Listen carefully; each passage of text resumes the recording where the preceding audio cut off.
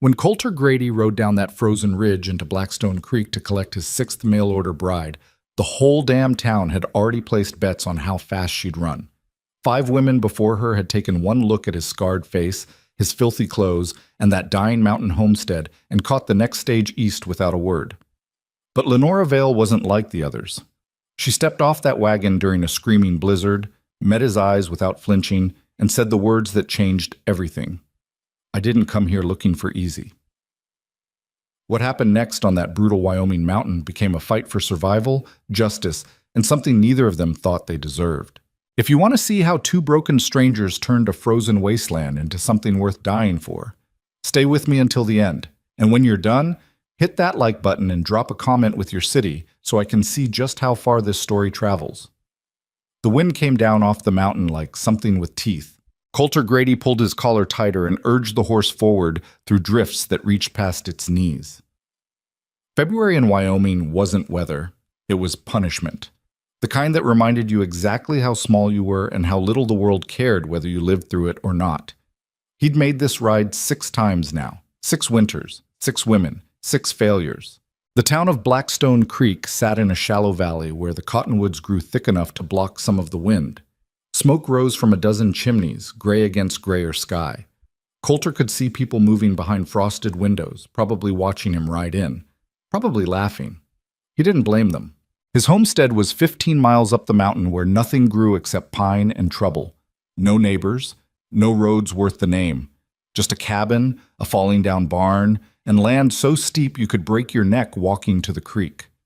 He'd built it all himself after the war, back when he still thought isolation meant freedom. Took him 3 years to realize what it actually meant. Loneliness that could kill you just as dead as cold. The first bride had lasted 2 days. Took one look at the cabin and refused to get off the wagon. The second made it a week before she ran off with a passing cattle crew. The third stayed a month, then hanged herself from the barn rafter. He still saw her sometimes when he closed his eyes. After that, it got harder to find women willing to come west. Harder, but not impossible. There were always women desperate enough to take a chance on a man they'd never met. Women running from something worse than a lonely mountain. Women who figured even a scarred-up homesteader was better than whatever they were leaving behind. Coulter knew he wasn't much to look at. The left side of his face carried burn scars from a powder explosion during the war, twisting his mouth into something that looked like a permanent sneer. His hands were calloused into clubs from years of axe work and fence building. He was 34 but looked 50. And he knew that most women saw him and thought damaged. But he kept trying anyway because the alternative was dying alone up there. He tied the horse outside Brennan's general store and pushed through the door. Warmth hit him like a wall. The stove in the corner glowed red and the smell of coffee and tobacco filled the cramped space. 4 men stood near the counter and they all turned when he walked in. "Well, look who it is," said Tom Brennan, the store owner. He was grinning. They were all grinning. Coulter ignored them and headed for the counter. "She here yet?" "Stage came in an hour ago," Brennan said. "She's over at the hotel." One of the other men, Jacob Ferris, who ran the livery, let out a low whistle. 6 times, Grady. You're either the most hopeful son of a bitch in Wyoming or the dumbest." "Maybe both," said another man, and they all laughed. Coulter's jaw tightened, but he didn't respond. He'd learned a long time ago that defending yourself just gave people more to laugh about. "What's this one's name?" Ferris asked. "Lenora Vale. She know about the others?" "I told her." "Told her they ran off, or told her why?" Coulter turned and looked at him. "I told her the truth. That I live alone on a mountain, and it's hard work, and most women can't handle it." Brennan snorted. "That's one way to put it." "You tell her about Mary?" someone muttered. The room went quiet. Coulter's hands curled into fists, but he forced them open again. "Mary made her own choice." "Sure she did," Ferris said quietly. "After 3 weeks stuck in that cabin with nothing but you and the wind." Coulter didn't trust himself to speak. He turned and walked out. Behind him, he heard one of them say, "Give this one a week." "Hell, I'll give her 2 days." More laughter. Coulter crossed the frozen street toward the hotel. His breath came out in bursts of white vapor, and his boots crunched through ice that had been there since November. The hotel was the only 2-story building in town, and it leaned slightly to the left like it was trying to escape the wind. Inside, the clerk looked up from his newspaper. "She's in room 4. Coulter nodded and climbed the narrow stairs. The hallway smelled like damp wood and old smoke. He stopped outside the door and stood there for a long moment, hat in his hands, trying to think of what to say. He'd written letters to Lenore for 3 months. Honest letters, or at least as honest as he could make them without scaring her off completely. He'd told her about the homestead, the isolation, the work. She'd written back in short, careful sentences that didn't give much away. Said she was 28. Said she'd worked in a hotel in Missouri. Said she wasn't afraid of hard work or silence. But women could say anything in letters. He knocked. "It's open." He pushed the door inward. The woman standing by the window wasn't what he expected. She was tall, taller than most women he'd known, with dark hair pulled back in a tight bun. Her dress was plain gray wool, mended in places but clean. She had a sharp face, all angles and straight lines, and eyes that didn't look away when he stepped inside. "Coulter Grady," she said. Not a question. "Yes, ma'am." She studied him the way you'd study a horse you were thinking about buying, taking in the scars, the rough clothes, the way he stood like he was ready to bolt. "You're smaller than I thought you'd be," she said finally. "I'm 5'10". "I know, I'm 5'9". Most men lie about their height in letters." He didn't know what to say to that, so he said nothing. She turned back to the window. "That your horse outside Brennan's?" "Yes, ma'am." "It looks half-starved." "Winter's been hard." "I imagine it has." She was quiet for a moment, then said, "How far is your homestead?" 15 miles, mostly uphill." "Can we make it before dark?" He glanced outside. The sun was already starting to sink behind the mountains. "Not unless we leave now." She nodded and picked up a single worn carpet bag from the bed. "Then let's go." Coulter stared at her. "You don't want to talk first? Ask questions?" "What questions would change anything?" "I don't know. Most women have questions." "I'm not most women." She moved toward the door, then stopped and looked at him. "You planning to hurt me?" "No, ma'am." "You planning to lie to me?" "No." "Then I don't have questions." She walked past him into the hallway. Coulter stood there for a moment, trying to understand what had just happened. Then he followed her downstairs. The clerk watched them leave with wide eyes. By the time they reached the street, half the town seemed to know. Faces appeared in windows. A couple of men stepped out of the saloon to watch. Lenora didn't look at any of them. Coulter untied the horse and helped her up behind the saddle. She settled herself without hesitation, like she'd ridden double before. "You'll want to hold on," he said. "Trail gets rough." She wrapped her arms around his waist without a word. He kicked the horse into motion, and they rode out of Blackstone Creek with the whole town watching. The first few miles weren't bad. The trail followed the valley floor where the snow had been packed down by wagon traffic. But once they started climbing, everything changed. The wind came roaring down from the peaks, and the temperature dropped fast. Snow began to fall. Not the gentle kind, but hard, stinging pellets that felt like sand against exposed skin. Coulter leaned forward in the saddle, and Lenora pressed against his back. He could feel her breathing, steady and even. No crying, no complaints. The trail narrowed and steepened. In places, drifts had piled so high they had to dismount and lead the horse through by hand. Lenora never hesitated. She waded through snow up to her thighs, her skirt soaked and frozen, and kept moving. By the time they reached the final ridge, it was nearly dark. The cabin sat in a clearing surrounded by pines. It was small, one room with a loft, and looked like it was barely holding itself together. The roof sagged in the middle. One of the shutters hung crooked. The barn beyond it was worse, half collapsed on one side. Coulter stopped the horse and waited for her to say something. She didn't. He dismounted and helped her down. Her hands were ice cold even through her gloves. "I'll get a fire going," he said. She nodded and followed him to the door. Inside, the cabin was freezing. Coulter's breath fogged in the air as he moved to the fireplace and started building a fire with shaking hands. He'd left it banked that morning, but the coals had died hours ago.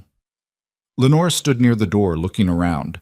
There wasn't much to see: a table, 2 chairs, a rope bed in the corner with a thin mattress, shelves that held a few tin plates and cups, a trunk. That was it. "Where do you keep food?" she asked. "Root cellar, out back." "How much do you have?" "Enough for one person to make it to spring." "Maybe." She was quiet for a moment. So not enough for two. I'll hunt more. In this weather, I've done it before. The fire caught, and warmth began to spread slowly through the room. Coulter stood and turned to face her. She was still watching him with those sharp, unreadable eyes. You can still leave, he said.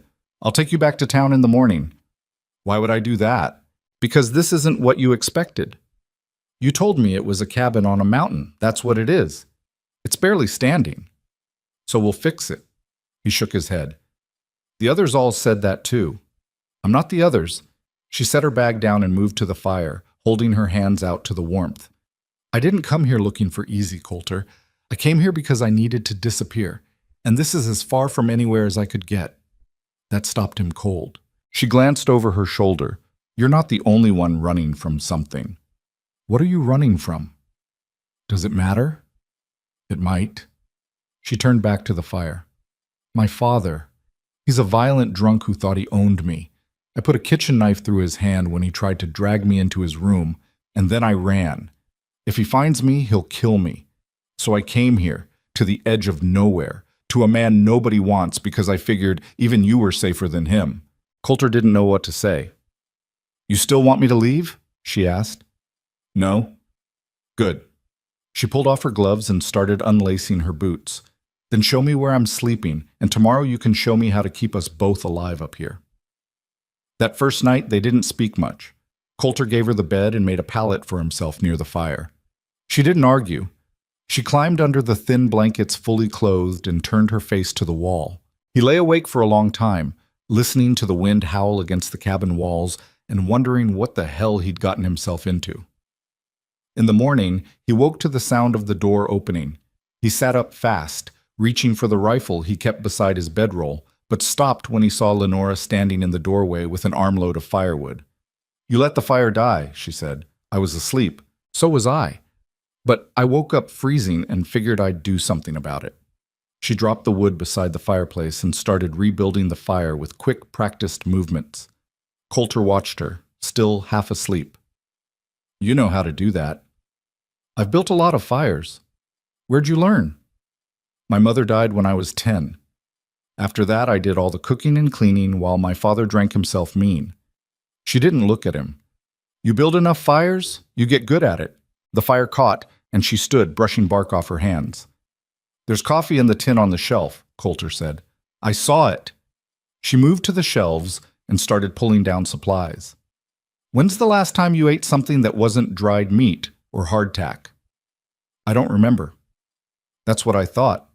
She turned and looked at him. How much flour do you have? Maybe 10 pounds. Lard? A little? Eggs? The chickens stopped laying in November. She nodded slowly. So we're close to starving. We're managing. Managing isn't surviving. She set a pan on the stove. Get dressed and show me the root cellar. I want to see exactly what we're working with. Coulter pulled on his boots and coat and led her outside. The cold hit like a fist.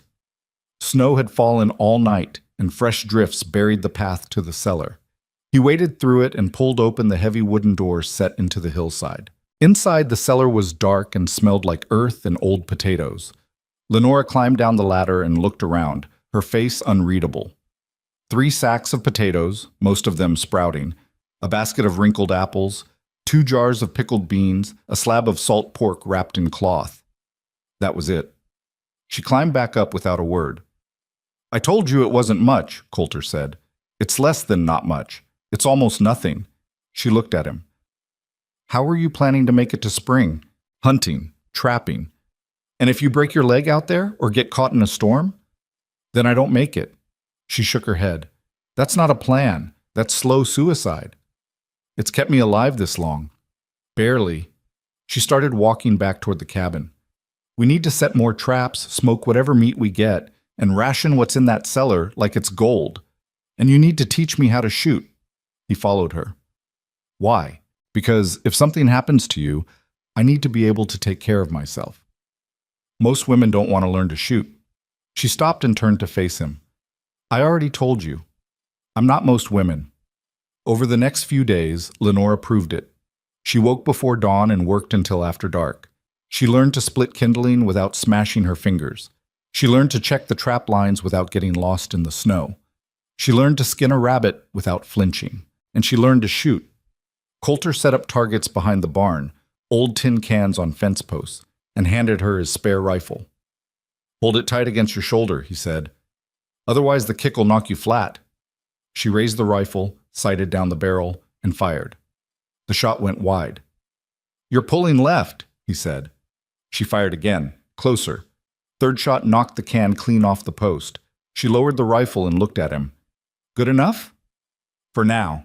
By the end of the week, she could hit 3 out of 5 shots at 50 yards. But it wasn't enough. The cold kept coming. Temperatures dropped so low that water froze solid inside the cabin overnight. They burned through firewood faster than Coulter could cut it, and the stack beside the cabin shrank daily. One morning, Lenore came inside from feeding the chickens, 3 scrawny birds Coulter kept in a shed behind the barn, and said, "One of them's dead." "Which one?" "The brown hen. Froze during the night." Coulter swore under his breath. That left 2 chickens. 2 chickens that weren't laying, 2 mouths to feed that gave nothing back. "We should eat them," Lenore said. "If we eat them, we won't have chickens come spring. If we starve, spring won't matter." She was right, but Coulter couldn't bring himself to do it. Those chickens represented something. Hope, maybe. The idea that things could get better. "We'll give it another week," he said. Lenore didn't argue, but he could see the doubt in her eyes. That night, the wind picked up until it sounded like the whole mountain was screaming. Snow piled against the cabin walls, and the fire struggled to keep the room above freezing. They sat close to the flames, wrapped in blankets, not speaking. Finally, Lenora said, "Why do you stay here?" "Where else would I go?" "Anywhere. Town. Another state. You could sell this place and start over somewhere easier." "Nobody would buy it." "Then walk away." He shook his head. "I built this. Every board, every nail. I'm not walking away." "Even if it kills you?" "Maybe especially then." He stared into the fire. "After the war, I didn't know what to do with myself. I couldn't go home. My family didn't want me, couldn't find work. Nobody hires a man who looks like me. So I came here, to the middle of nowhere, and built something that was mine. It's not much, but it's mine." Lenore was quiet for a long time. Then she said, "I understand that." "Do you?" "Yes." She pulled the blanket tighter. "My whole life, I never owned anything. Everything belonged to my father, the house, the furniture, even the clothes I wore. He reminded me every day that I was living on his charity, and if I didn't do what he said, he'd throw me out." Her voice went flat. "So I stayed, and I hated myself for staying. Until the night I didn't." "What happened?" "He came into my room drunk. Said I owed him for all the years he'd fed and sheltered me. Said it was time I paid him back." She paused. "I had a knife under my pillow. I'd been keeping it there for months, just in case. When he grabbed me, I stabbed him through the hand and pinned it to the bedpost. Then I packed a bag and ran." Coulter didn't say anything. "I don't know if he lived or died," she continued, "and I don't care. All I know is I'm never going back. I'm never letting anyone own me again." The fire crackled. "This place might be falling apart," she said, "but it's ours, and I'll fight to keep it." Coulter looked at her. In the firelight, her face looked harder than stone. "Ours," he repeated. "Unless you want me to leave." "I don't." "Then it's ours." 2 days later, the worst storm of the winter hit. It started as light snow in the morning and turned into a whiteout by noon. Wind hammered the cabin so hard the walls shook. Snow piled up against the door until they couldn't open it. By nightfall, they were burning the last of the firewood. "We need more," Lenora said, staring at the dying fire. "Can't get to the woodpile. Door's blocked." "Then we go out the window." Coulter looked at her. "It's a whiteout. We'll get lost before we make it 10 feet. So we tie a rope to the cabin and follow it back." "That's insane." "So is freezing to death." She stood and started pulling on her coat. He wanted to argue, but she was right. If the fire went out, they wouldn't survive the night. "I'll go," he said. "We'll both go. Faster that way." They tied one end of a rope to the door handle and looped the other around their waists. Then they forced the window open and climbed out into the storm. The wind tried to rip them off their feet. Coulter couldn't see anything. Just white. white everywhere. He held onto the rope with one hand and groped forward with the other. The woodpile was 20 feet from the cabin. It felt like 20 miles. When his hand finally hit stacked wood, he nearly wept with relief. They loaded their arms with as much as they could carry and followed the rope back. The trip took forever. Coulter's lungs burned from breathing frozen air. His hands went numb. Beside him, Lenora stumbled and nearly fell, but she kept moving. When they finally tumbled through the window back into the cabin, they collapsed on the floor, gasping. It took 10 minutes before either of them could move. Lenora sat up first. Her face was white as snow, her lips blue. But she crawled to the fireplace and started feeding wood into the flames. Coulter watched her, something shifting inside his chest. She could have stayed in town, could have taken one look at this place and run like all the others. But she didn't. The fire roared back to life, and warmth slowly filled the room. Lenora sat back against the wall, shivering. Coulter moved beside her and wrapped a blanket around both of them. "That was the stupidest thing I've ever done," she said. "Yeah. We could have died out there." "Yeah." She looked at him. "Why didn't you try harder to stop me?" "Because you were right." A faint smile crossed her face. "Don't get used to saying that." "Wasn't planning on it." They sat there together, shoulder to shoulder, while the storm raged outside and the fire burned inside. And for the first time since he'd built this place, Coulter didn't feel alone. The storm broke 3 days later, leaving the mountain buried under 5 feet of fresh snow. Coulter woke to silence so complete it felt unnatural. No wind, no creaking branches, just the soft crackle of coals in the fireplace and the sound of Lenora's breathing from the bed. He stood and moved to the window, scraping frost off the glass with his thumbnail. Outside, everything was white and still. The sun hadn't risen yet, but the sky was starting to lighten along the eastern ridge. Behind him, Lenora stirred. "Is it over?" "Looks like it." She climbed out of bed, still wearing the same clothes she'd worn for days, and joined him at the window. They stood there together, looking out at a world that had tried its best to kill them and failed. "We need to dig out," she said. "I know. And check the traps." "I know. And figure out what we're eating today because I think we're down to potatoes and nothing." Coulter glanced at her. "You always this cheerful in the morning." "Only when I'm starving." She moved to the fireplace and started building up the fire. "How long do you think before we can get to town?" "Week, maybe. Depends on how fast the snow melts." "It won't melt. It's still February." "Then 2 weeks." She was quiet for a moment, feeding sticks into the flames. "We're not going to make it 2 weeks on what's in that cellar." "I'll hunt today." "In 5 feet of snow?" "I've done it before." "And caught what?" "Because I haven't seen you bring back anything bigger than a rabbit in the 3 weeks I've been here." He didn't answer because she was right. Game was scarce this high up in winter. Deer moved down to the valleys. Elk stayed in the high meadows where the wind kept the snow thin. Rabbits and squirrels were all that was left, and they weren't enough. Lenora stood and faced him. "I'm coming with you." "No." "Yes." "It's too dangerous. So is sitting here doing nothing." She crossed her arms. "You said you'd teach me to survive up here." "Well, I can't survive if I don't know how to hunt." Coulter wanted to argue, but the set of her jaw told him it wouldn't matter. She'd made up her mind. "Fine," he said. "But you do exactly what I say. No wandering off, no taking chances." Agreed. They ate a cold breakfast of boiled potatoes left over from the night before, then dressed in every layer they owned. Coulter strapped on snowshoes and helped Lenora into a pair he'd made from bent willow and rawhide. They didn't fit her well, too big, made for a man's stride, but she laced them tight and didn't complain. He handed her the spare rifle. "You remember how to load it?" "Yes." "Keep it pointed away from me." "I'm not an idiot. Just making sure." They stepped outside into a world transformed. Snow covered everything, softening the hard edges of the homestead into smooth curves and gentle slopes. The barn was half buried. The chicken shed had vanished completely under a drift.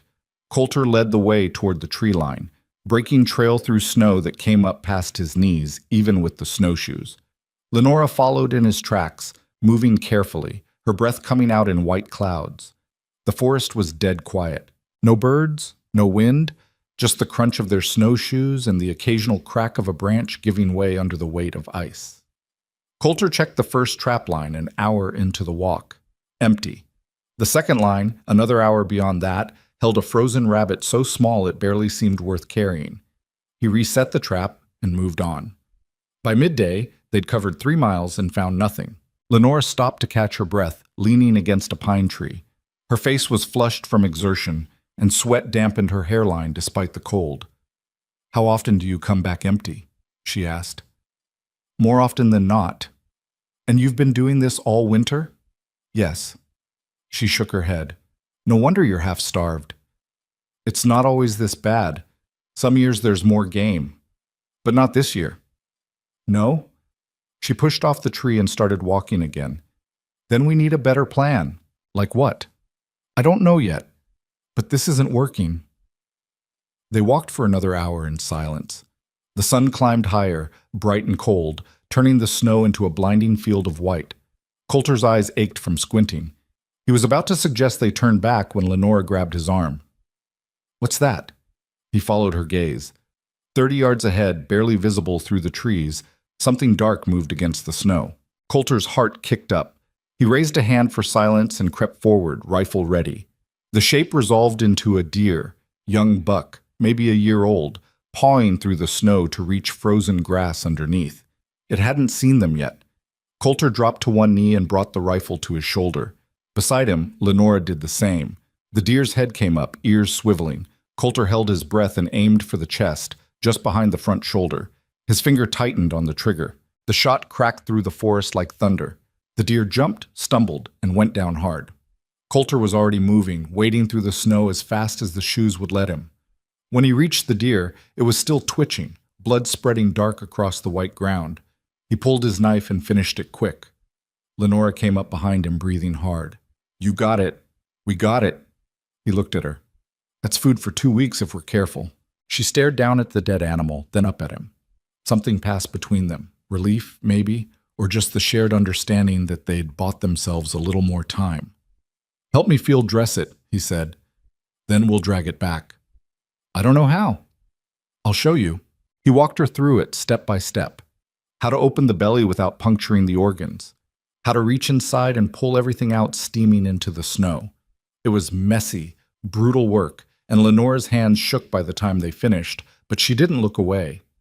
When it was done, they tied the deer's legs together and started the long haul back to the cabin. It took them until nearly dark. By the time they dragged the carcass through the door, Coulter's shoulders felt like they were on fire, and Lenora looked ready to collapse. But they'd done it. 120 pounds of meat that would keep them alive. That night, they roasted venison over the fire and ate until their stomachs hurt. Lenora sat back against the wall, grease on her fingers, and let out a long breath. "That's the best thing I've ever tasted." "Wait until you've been eating it for 2 weeks straight." "Don't care. Right now, this is perfect." They sat in comfortable silence while the fire burned low. After a while, Lenora said, "You didn't have to bring me today. You would have followed anyway." "Probably." She wiped her hands on her skirt. "But you could have made it harder." "Why would I do that?" "Because most men don't want women around when they're working. They think we'll slow them down or get in the way." Coulter shrugged. "You didn't slow me down." "No?" "No." He glanced at her. "You kept up. Did what I told you. Didn't panic when things got hard. That's more than most men I know could do." She looked at him for a long moment, something unreadable in her eyes. Then she said, "Thank you." "For what?" "Treating me like I'm not useless." "You're not." "I know. But it's nice that you know it too." The days that followed fell into a rhythm. They woke before dawn and worked until dark. Coulter cut firewood while Lenora tended the fire and smoked strips of venison over the coals. They checked the trap lines together, hauling back rabbits and the occasional fox. Lenora learned to scrape hides and stretch them on frames to dry. Coulter taught her how to melt snow for water without wasting fuel, how to sharpen a knife on a whetstone, how to tell when meat had gone bad. She learned fast, faster than anyone he'd ever taught, and she never stopped asking questions. Why did he set the traps where he did? What plants could you eat if you had to? How did you tell north when the sky was clouded over? She absorbed everything like she was studying for a test she couldn't afford to fail. One afternoon, while they were repairing a hole in the barn roof, she said, Tell me about the other women. Coulter nearly dropped the hammer. Why? Because I want to know what happened to them. Does it matter? Yes. He climbed down from the ladder and sat on a stump, turning the hammer over in his hands. The first one took one look at this place and refused to get off the wagon, just sat there crying until I drove her back to town. And the second? Lasted a week, said she couldn't stand the quiet, ran off with a cattle crew passing through. Lenora nodded. What about the third? Coulter's jaw tightened. Mary. That's the one who hung herself? Yes. Why? I don't know.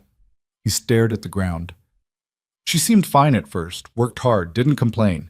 Then one morning I came back from checking traps and found her in the barn. Lenora was quiet for a moment. You think it was your fault?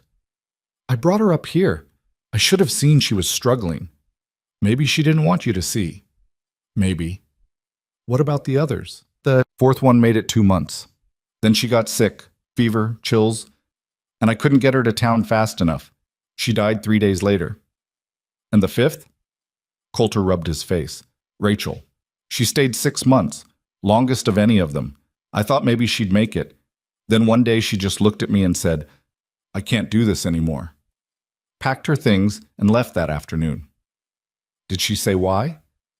Said living up here was like being buried alive. Lenora considered that. Was she wrong? No. Then why do you stay? Because leaving would mean she was right. That this place is a grave and I'm just too stubborn to lie down in it. He looked at Lenora. Why do you stay? Because I have nowhere else to go.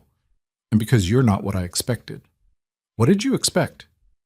Someone mean. Someone who'd treat me like property. She picked up a nail and turned it over in her fingers. But you're not like that. You're just lonely. Is that better? It's different. She handed him the nail. Finish the roof. I'll start dinner. By mid-March, the worst of the winter had passed, but the cold still hadn't loosened its grip. They woke one morning to find the remaining 2 chickens dead in their shed, frozen solid overnight. Lenora stared down at the stiff bodies, her face expressionless. Well, that's that. I'm sorry. For what? You didn't kill them. I should have brought them inside. And then what? They'd have shit all over the cabin and we'd still have no eggs. She picked up the birds by their legs. At least we can eat them. They plucked and cleaned the chickens and roasted them that night. The meat was tough and stringy, but it was food.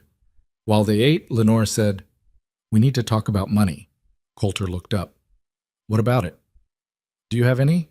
Some. Not much. How much is not much? Maybe $40, saved from pelts I sold last year. She nodded slowly. That's not enough. For what? For supplies.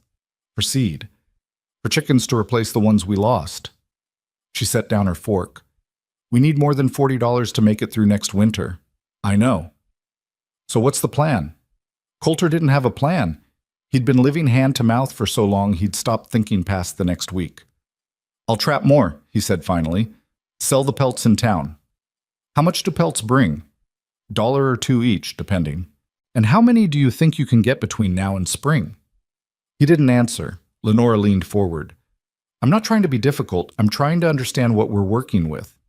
We're working with almost nothing, Coulter said. We always have been. Then we need to change that. How?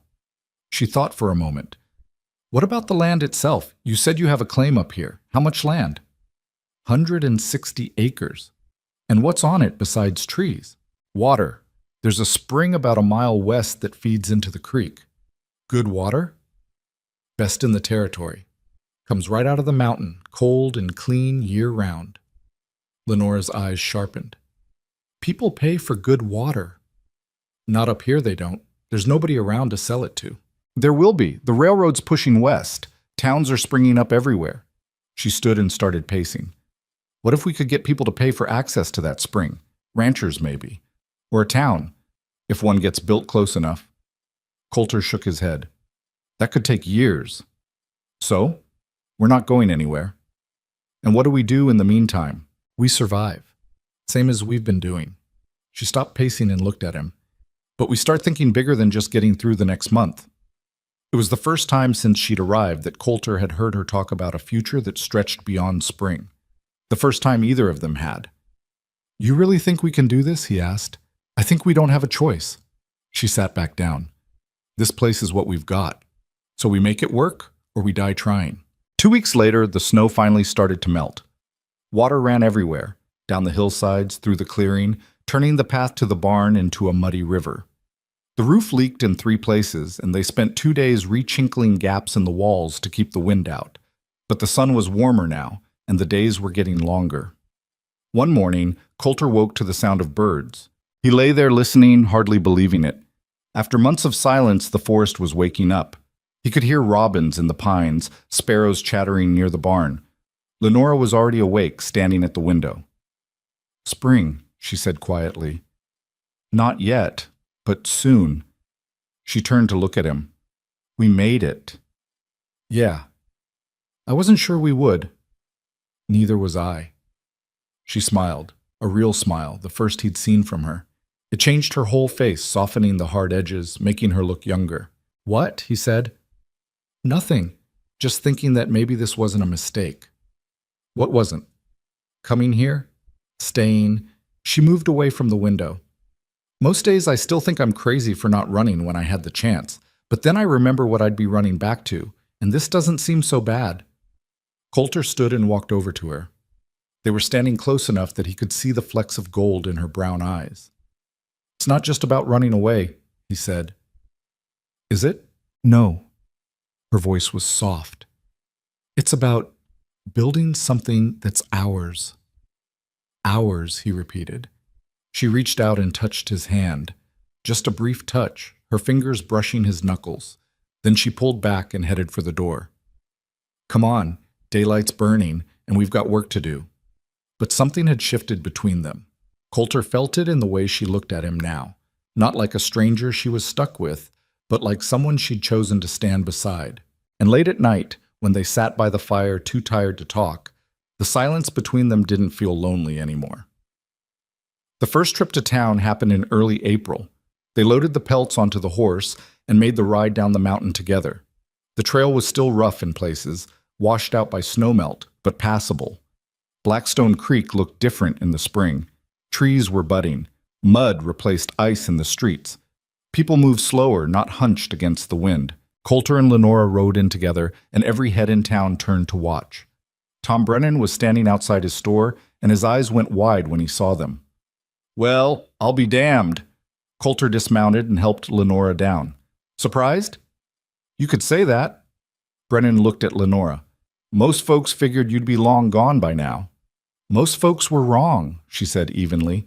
Brennan grinned. I see that. They sold the pelts for $63, more than Coulter had expected. Lenora handled the negotiation, pointing out which hides were prime and which should fetch a premium. Brennan tried to lowball them twice, and both times she stared him down until he raised his offer. When they walked out with the money, Coulter said, Where'd you learn to do that? My father used to trade livestock. I watched him haggle for years. She folded the bills and tucked them into her coat. The trick is knowing when to walk away. They bought supplies, flour, lard, salt, coffee, seed potatoes, and 3 pullets that Lenora insisted were worth the extra $1 each. Then they loaded everything onto the horse and started the ride back. Halfway up the mountain, Lenora said, People were staring at us. They always do. Not at you, at us, together. Coulter glanced at her. Does that bother you? No. Does it bother you? No. She was quiet for a moment, then said, I think they expected me to look miserable. Do you? Do I what? Look miserable. She thought about it. I don't know. Do I? No. Good. She adjusted her grip on the supplies. Because I'm not. When they got back to the cabin, they worked until dark, unloading everything and getting the new chickens settled. By the time they collapsed by the fire, both of them were exhausted. Lenora leaned her head back against the wall and closed her eyes. I'm too tired to cook. We've got jerky. I'm too tired to chew. Coulter smiled. Then just sleep. Can't. Have to feed the fire. I'll do it. She opened one eye. You sure? Yeah. Thank you. She closed her eyes again. Within minutes, she was asleep. Coulter sat there watching her, the firelight playing across her face. She looked peaceful, younger than her years. He thought about the woman who'd stepped off the stage in the middle of a blizzard, all sharp edges and guarded eyes, and compared her to the woman sleeping beside him now. She'd changed. They both had. Somewhere along the way, this had stopped being about survival and started being about something else.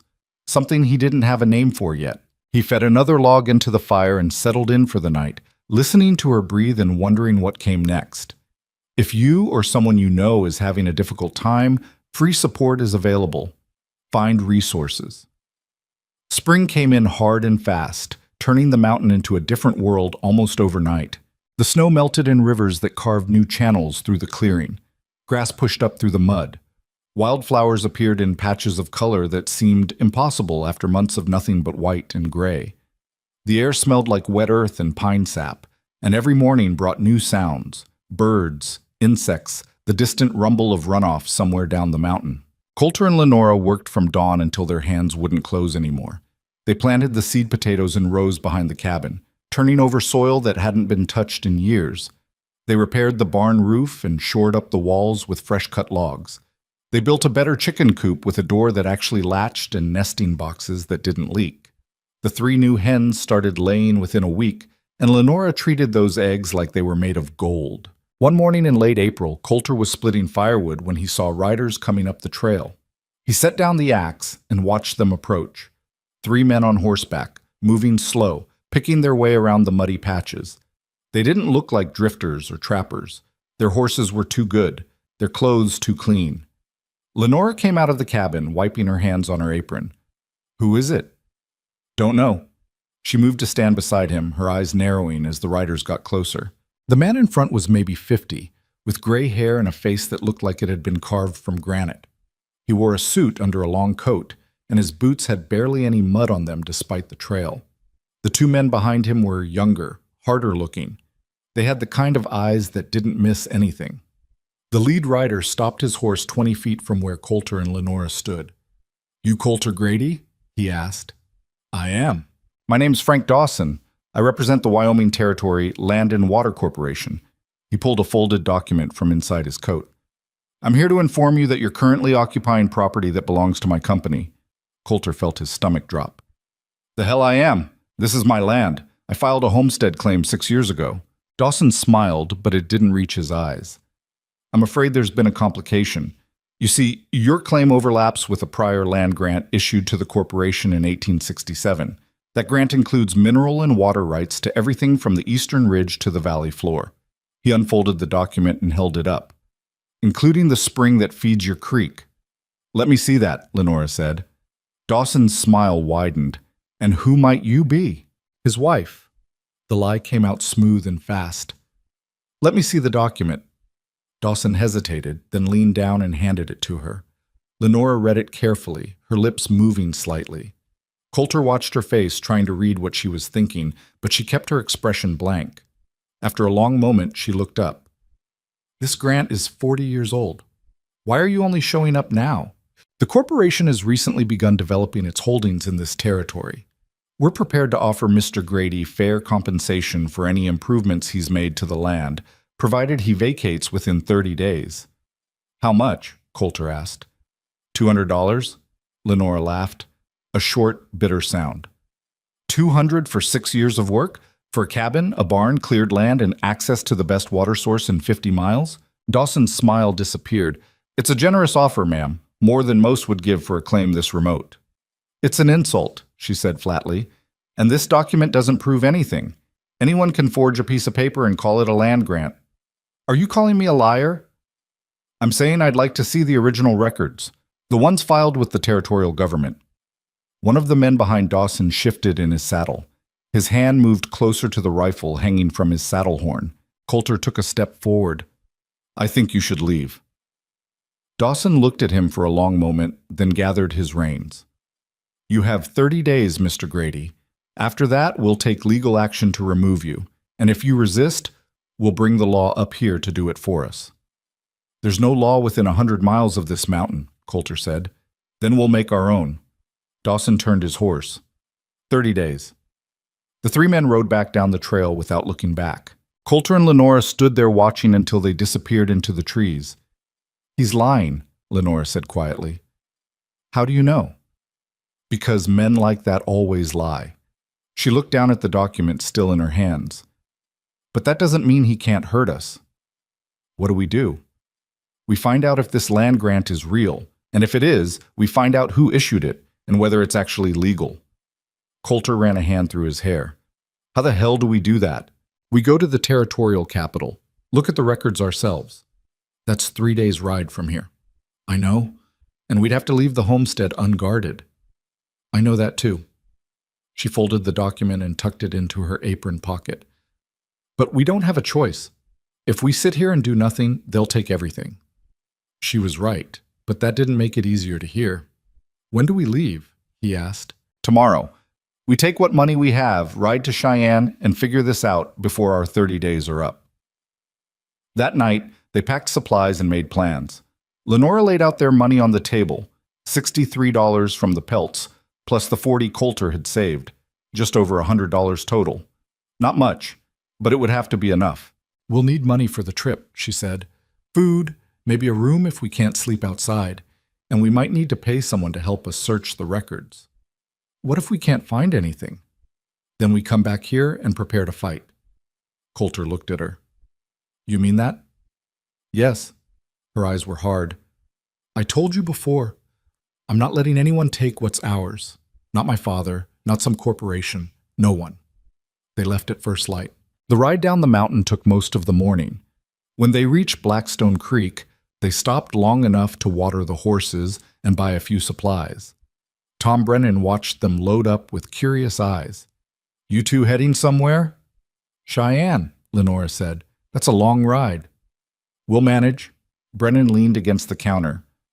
"Heard there were some fancy-dressed men asking about your place yesterday. Said they were looking for the homestead up on the ridge." Coulter's jaw tightened. "They found it." "Figured as much?" Brennan pulled a piece of candy from a jar and unwrapped it slowly. "Those men work for the Land and Water Corporation. They've been buying up claims all over the territory. Usually pay pennies on the dollar, then turn around and sell the water rights to railroads and mining companies for 10 times what they paid." "They offered us 200, Coulter said. Brennan whistled low. "That's lower than usual. Must really want your spring." "Why?" "Railroad's planning a route through the valleys south of here. They'll need water for the locomotives. Your spring's probably the only reliable source for miles." He popped the candy in his mouth. "Corporation knows that. They're trying to get you out cheap before you figure out what you're sitting on." Lenora's eyes sharpened. How much would the railroad pay for access to that spring? "Couldn't say for sure, but enough that $200 would look like pocket change." Coulter and Lenora exchanged a look. "Thanks for the information," she said. Brennan shrugged. "Just telling you what I know. Be careful in Cheyenne. Men like Dawson don't like it when people fight back." They rode out of town and headed east across open prairie.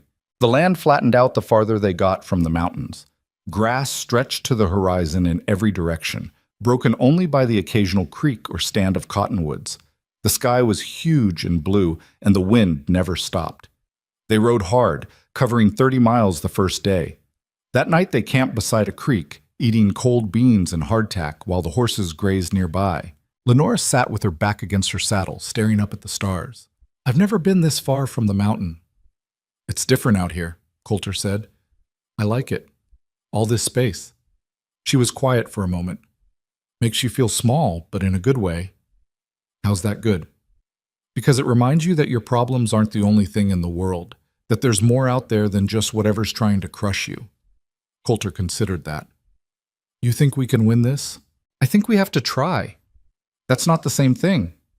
"No," she agreed, "but it's all we've got." They reached Cheyenne 2 days later.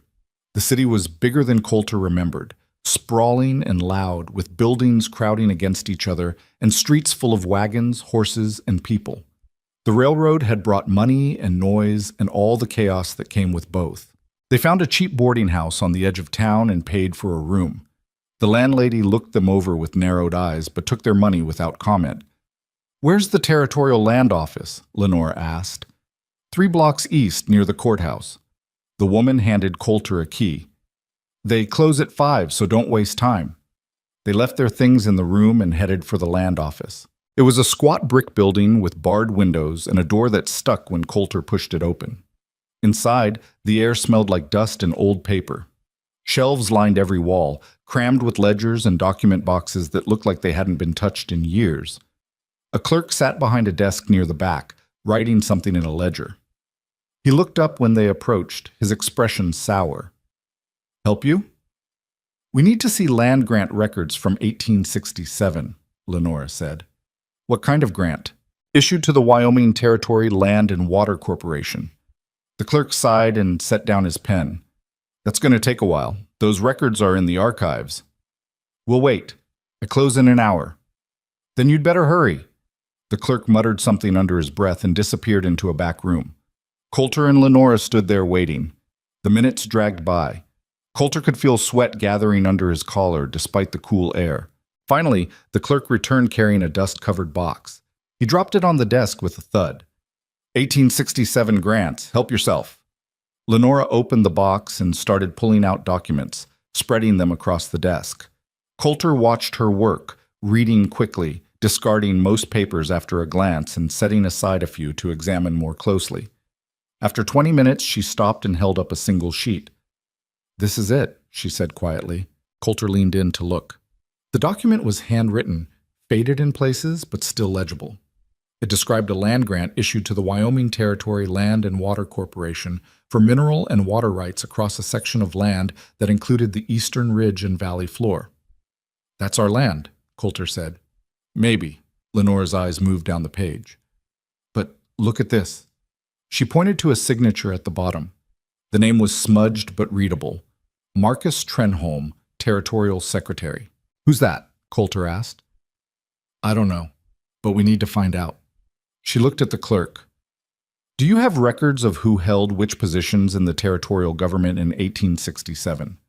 The clerk sighed again. "In the other room." "Then get them." It took another 30 minutes, but they finally found what they were looking for. Marcus Trenholm had served as territorial secretary from 1866 to 1868. But there was a note in the margins of his record, written in different ink. Removed from office, 1868. Fraud investigation.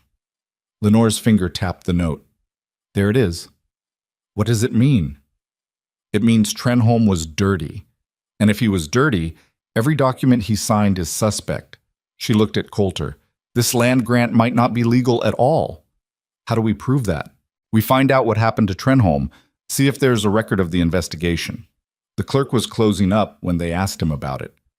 Fraud investigation from 1868? He shook his head. That would be criminal records. You'd need to check with the courthouse. Is it still open? Not today. Tomorrow morning, maybe. They left the land office and walked back to the boarding house in silence. That night, Coulter couldn't sleep. He lay in the narrow bed staring at the ceiling while Lenora breathed softly beside him. They'd shared the bed without discussion. It was cheaper than paying for 2 rooms, and neither of them had the energy to care about propriety. You awake? She whispered. Yeah. What are you thinking? That even if we prove the grant is fake, Dawson's not going to care. I know. So what do we do? She rolled onto her side to face him. In the dim light from the window, he could just make out her features. We take it to a judge, she said. Make it public. Force them to fight us in court where everyone can see. That'll take money we don't have. Then we find it, or we find a lawyer willing to work for a share of what we win. And if we don't find one, we fight anyway. Her voice was fierce. I'm not backing down, Coulter. I don't care how big that corporation is or how many men Dawson sends up the mountain. This is our land, and I'll die before I let them take it. He believed her. All right, he said. We do this your way. She reached out and took his hand. Her fingers were warm. Thank you, she said quietly. For what? For trusting me. They fell asleep like that, hands linked in the darkness. The next morning, they went to the courthouse. It was a massive building, 3 stories of stone and glass that dominated the center of town. Inside, clerks hurried back and forth carrying papers, and the air buzzed with conversation. They found the criminal records department on the 2nd floor. The clerk there was an older man with spectacles and ink-stained fingers. When Lenora explained what they were looking for, he frowned. Trenholm case? That was 20 years ago. Do you have records? We have everything. Whether I can find it is another question. He disappeared into a maze of filing cabinets. They waited for over an hour. When the clerk finally returned, he was carrying a thick folder bound with string. Marcus Trenholm, he said, setting it on the counter, charged with fraud, bribery, and falsification of government documents in 1868. Fled the territory before trial. Never caught. Lenora opened the folder and started reading. The case was damning. Trenholm had been issuing fake land grants and selling them to corporations for kickbacks. The investigation had uncovered dozens of fraudulent documents before he disappeared. And there, in the middle of the list of suspected forgeries, was the Wyoming Territory Land and Water Corporation grant. Lenora looked up at Coulter, her eyes blazing. "We've got them. Can we get a copy of this?" The clerk nodded. "Cost you $2. Do it." While they waited for the copy, Lenora said, "We need a lawyer. Where do we find one?" "I saw a sign for a law office on the way here. Let's try there." The law office was above a saloon, up a narrow staircase that smelled like beer and tobacco. The door had a name painted on the glass, J. Harlan Webster, attorney at law. Lenora knocked. "Come in," a voice called. They stepped into a cramped office piled high with books and papers. Behind a desk sat a man in his 60s with wild white hair and a rumpled suit. He looked up at them over the top of his reading glasses. "What can I do for you?" Lenora laid the copied documents on his desk. "We need help fighting a land claim." Webster picked up the papers and started reading. His eyebrows climbed higher with every page. When he finished, he leaned back in his chair and let out a low whistle. "You're going after the Wyoming Territory Land and Water Corporation?" "Yes."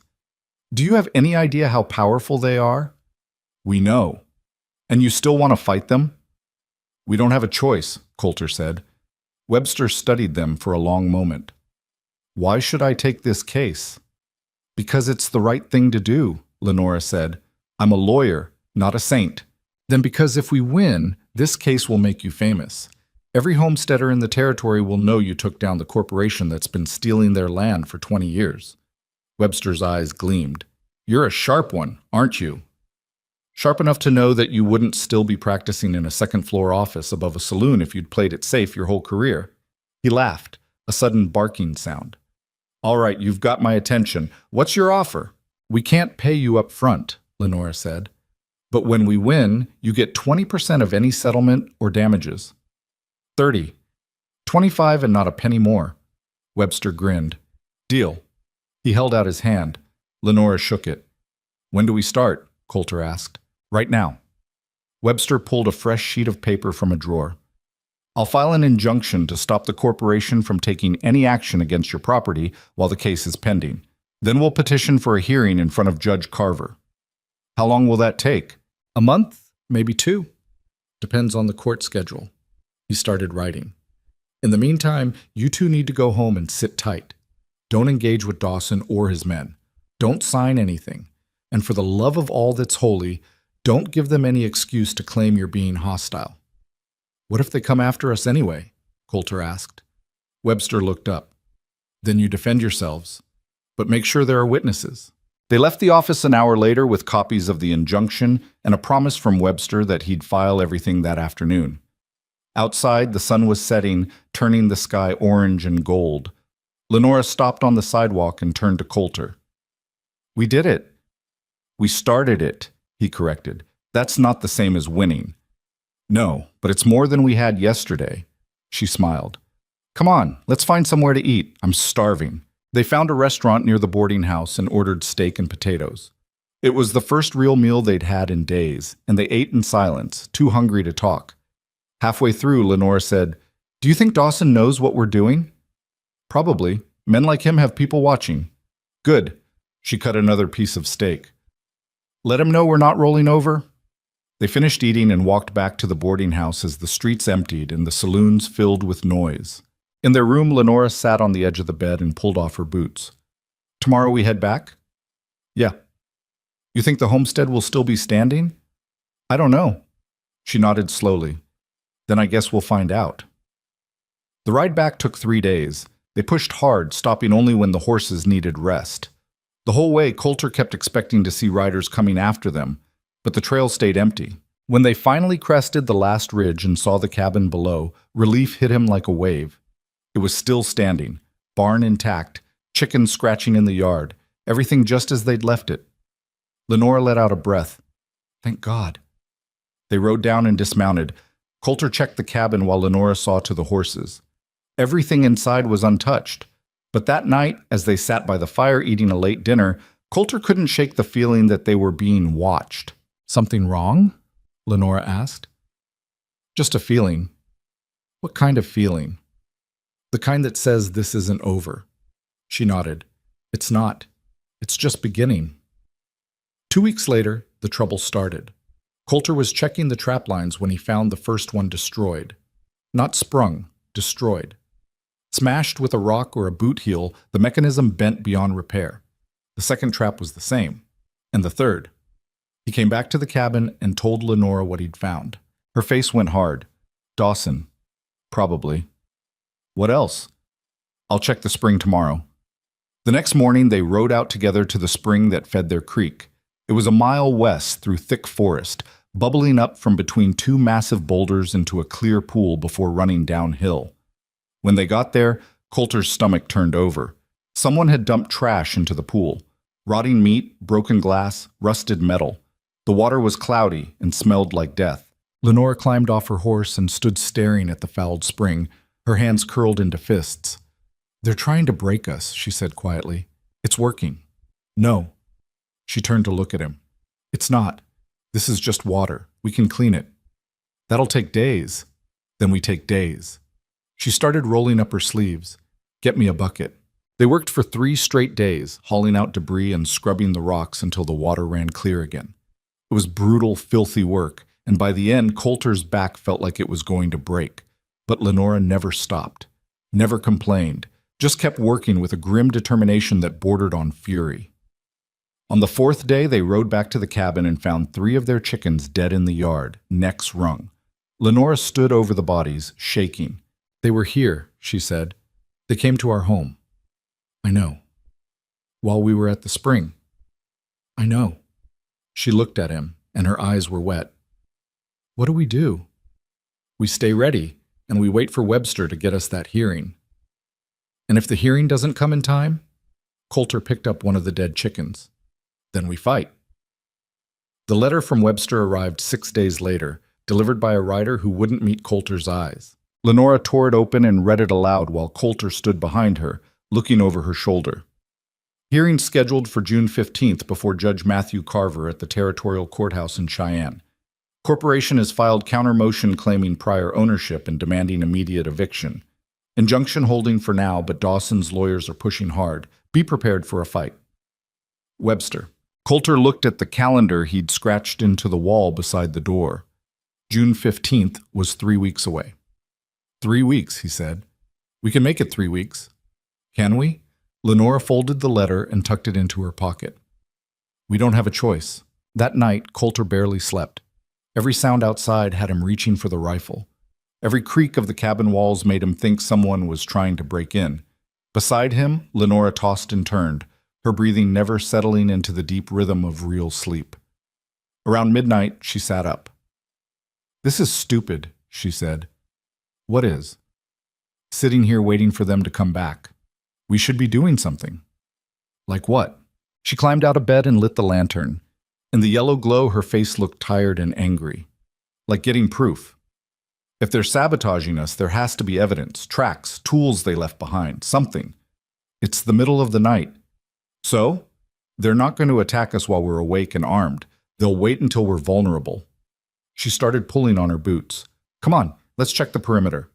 Coulter didn't argue. He got dressed and followed her outside. The night was clear and cold, the kind of cold that meant summer was still a long way off despite what the calendar said. The moon was nearly full, bright enough to cast shadows across the clearing. They walked the fence line first, checking for breaks or signs of tampering. Everything looked intact. Then they checked the barn, the chicken coop, the woodpile. Nothing. Lenora stood in the middle of the yard, hands on her hips, staring out at the tree line. They were here. I know they were. Maybe they just wanted to scare us. Then they succeeded. She turned to look at him. But that doesn't mean we give them what they want. They went back inside and sat by the fire, neither of them willing to try sleeping again. After a long silence, Lenora said, "Tell me about the war." Coulter looked at her. "Why?" "Because I want to know what you saw, what you did." "It's not a good story." "I don't need good. I need to understand who you are." He stared into the flames for a while, trying to find the words. "I was 17 when I enlisted. Didn't know anything about anything.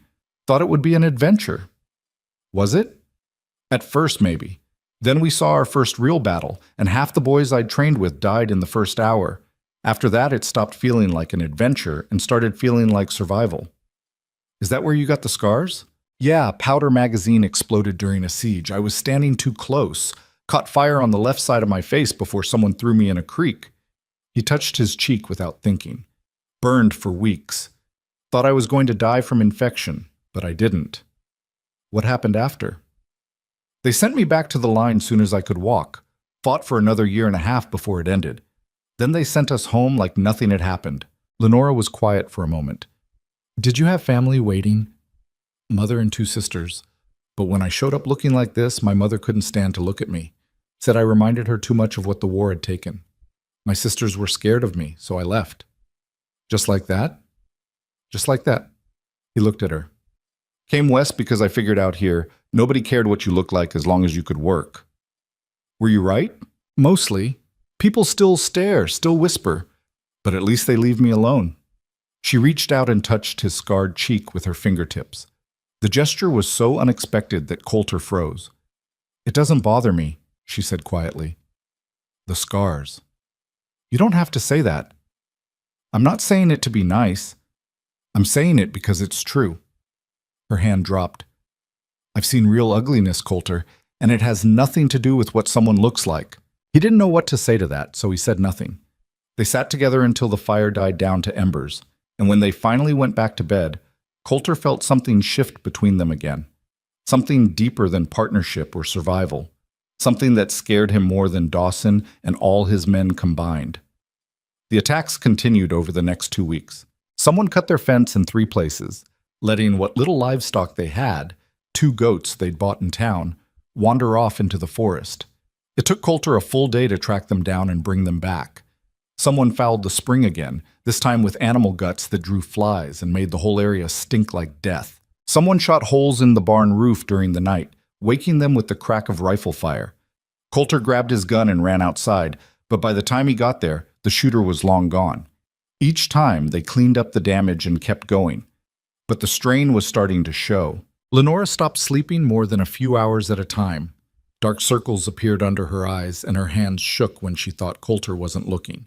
She snapped at him over small things, how he stacked the firewood, the way he left tools lying around, and then apologized immediately after. "I'm sorry," she said one afternoon after yelling at him for tracking mud across the floor. "I don't know why I'm so angry." "You're tired." "We're both tired." "Yeah, but you're carrying more than your share." She looked at him. "What do you mean?" "You're the one who found the evidence. You're the one who convinced Webster to take the case. You're the one keeping us from falling apart." He set down the bucket he'd been carrying. "I'm just following your lead." "That's not true." "It is, though." He moved closer. "Before you got here, I was barely surviving, just existing, waiting for something to kill me. But you showed up and started fighting like our lives depended on it. And now I'm fighting too because you made me believe we could win." Her eyes went bright. "Coulter, let me finish." He took a breath. "I know we're not really married. I know you only said that to Dawson so he'd take us seriously. But I want you to know that I'd fight for you anyway, marriage or not, because you're the only person who's ever made me feel like I'm worth something." She stared at him, and for a long moment he thought he'd said too much. Then she closed the distance between them and kissed him. It wasn't gentle or tentative. It was fierce and desperate, her hands fisting in his shirt, her body pressed against his like she was trying to prove something. When she pulled back, they were both breathing hard. "We're really married," she said. "What?" "I wasn't lying to Dawson. We're married. Common law maybe, but it counts." She searched his face. "I chose you, Coulter. The day I stepped off that stage and followed you up this mountain, I chose you. And I'll keep choosing you for as long as you'll have me." He kissed her again, slower this time, and when they finally broke apart, she was smiling. "Come on," she said. "We've got work to do." They spent the rest of the day reinforcing the cabin. Coulter nailed boards across the windows from the inside so they could see out but no one could see in. Lenora organized their ammunition and weapons, making sure everything was loaded and within reach. That night, they ate a cold dinner and sat by the fire with the rifles across their laps. "You think they'll come tonight?" Lenora asked. "I think they'll come eventually." "Good." Her voice was flat. "I'm tired of waiting." Around midnight, the dogs started barking. Coulter had bought 2 mutts in town the week before. Scrawny things that wouldn't win any prizes, but they had good ears and loud voices. Now they were outside the cabin, barking their heads off. He grabbed his rifle and moved to the window. Lenora took up position at the other side of the room. For a long minute, nothing happened. Then he saw movement at the edge of the clearing. 3 figures on horseback, silhouetted against the moonlight.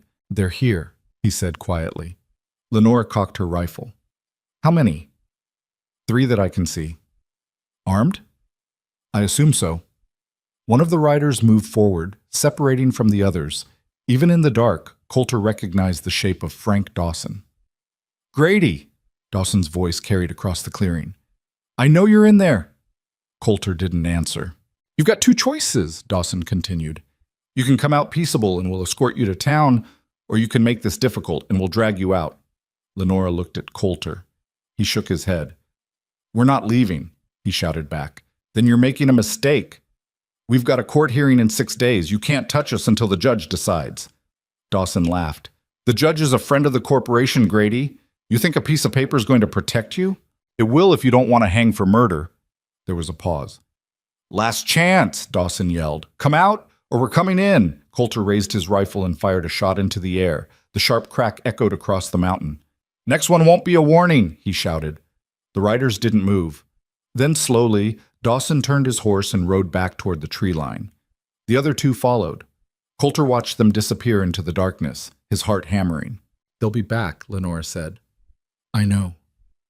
Maybe not tonight, but soon." "I know that too."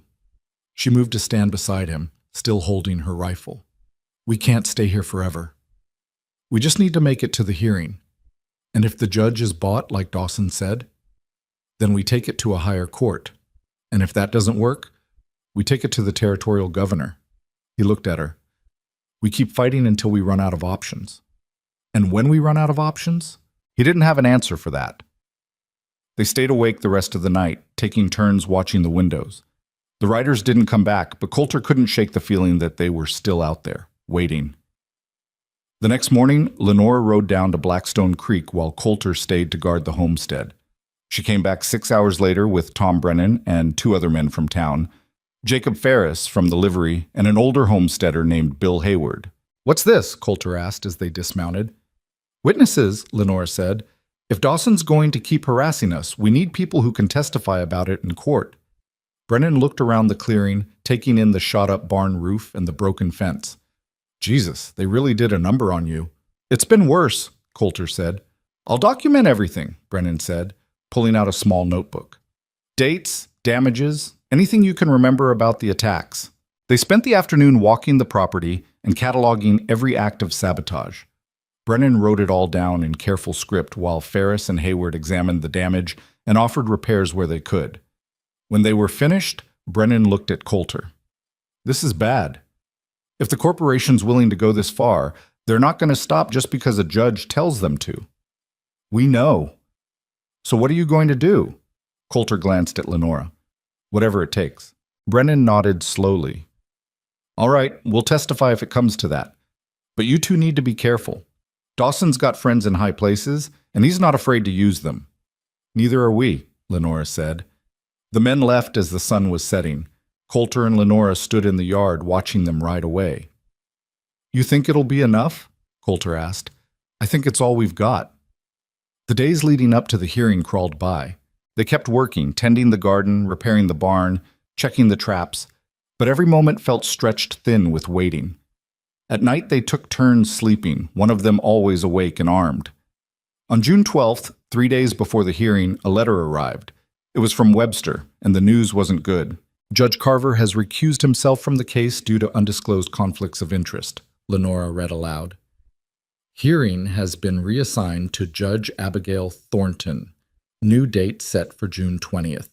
Coulter swore. That's another week. At least it's a different judge, maybe one who's not in Dawson's pocket.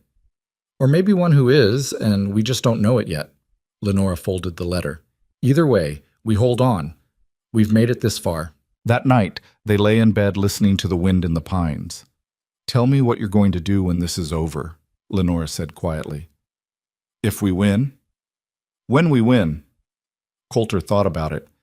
I want to build a better house, and something with real walls and a floor that doesn't creak. Maybe add a room for... He stopped. For what? He hesitated. For kids. Someday. If you want them. She was quiet for so long he thought she'd fallen asleep. Then she said, I want them, but I'm scared. Of what? That I'll be like my father. That I'll hurt them the way he hurt me. You won't. How do you know? Because you're nothing like him. He rolled onto his side to face her. You're strong and stubborn, and you fight for what's yours. But you're not cruel. You're not mean. You're just scared, and that's okay. Her hand found his in the darkness. What if I'm not enough? You're more than enough. You're everything. She pulled him close, and they held each other until sleep finally came. The attack stopped after that. For 5 days, nothing happened. No sabotage, no riders in the night. Just silence.